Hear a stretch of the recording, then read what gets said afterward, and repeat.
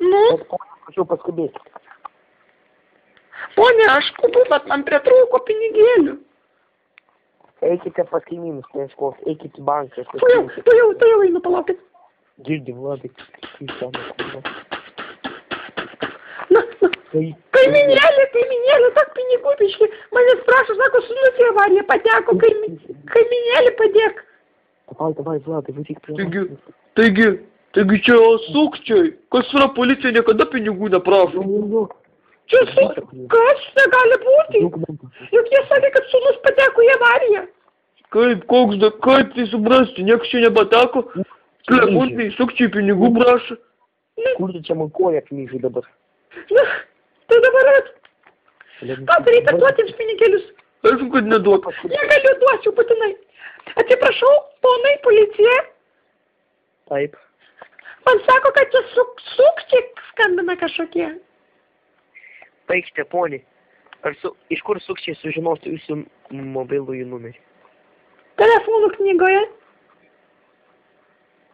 Baigit, tokių niekas nebeturi. Nebeturi, sakot. O, nu tai va kaip. Tai Vladai, davai varyk prie laiptų. A, tu žinai ką? Tai gal. Tai aš galėsiu išnešti tik 8 000 litukų. Ne, reikia 16. Bet aš nebeturiu daugiau, kaimynas man neduoda.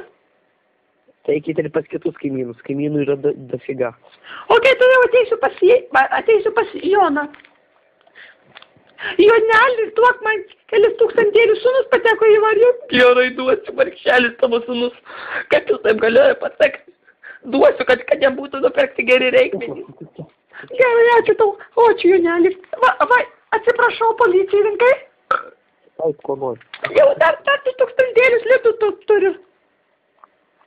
Kiek turite? Dabar iš viso turiu 10 000 litų. Na gerai, užteks.